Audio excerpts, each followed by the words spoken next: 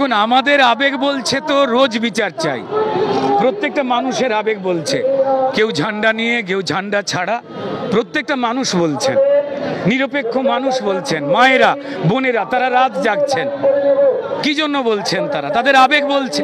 আমরা এটাও জানি যে প্রথম 4 দিনে প্রত্যেকটা মানুষ বলছেন, জুনিয়র ডাক্তারেরা বলছেন, সিনিয়র ডাক্তারেরা বলছেন যে প্রমাণ লোপাট করা হয়েছে, একের পর এক মিথ্যে বয়ান দেওয়া হয়েছে।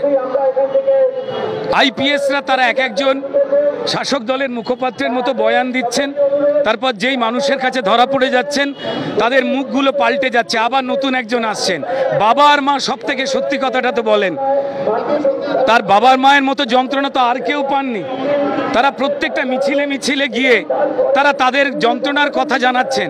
তারা বলছেন যে আমার একটা মেয়েকে এরা কেড়ে নিয়েছে, কিন্তু এত মেয়ে, এত বাবা, এত দাদা, তারা সবাই মিলে যে রাস্তায় নেমেছেন, তাই আমাদের মনে হচ্ছে জাস্টিস পাবো।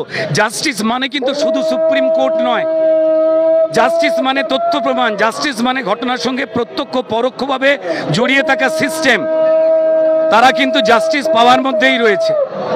রাজ্য সরকার বলছেন উৎসবে ফিরতে, যেখানে সবের মিছিল হয়, রাজনৈতিকভাবে পুলিশকে ব্যবহার করে যারা নিরপেক্ষ আন্দোলনকারী, যারা গান গাইছেন, ছবি আঁকছেন, তাদেরকে খুনের ধারা দিয়ে দিচ্ছে পুলিশ।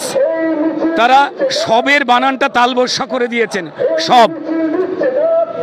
তাই এর পক্ষে এর বিরুদ্ধে প্রত্যেকটা মানুষ, আর যারা প্রতিবাদী বা যে মানুষ নিরপেক্ষভাবে রাস্তায় নামছেন তাদের গালমন্দ করছেন, তারা বেসিক্যালি যারা হত্যাকারী তাদের লুকোবার চেষ্টায় রয়েছেন। সত্যর জয় হবেই।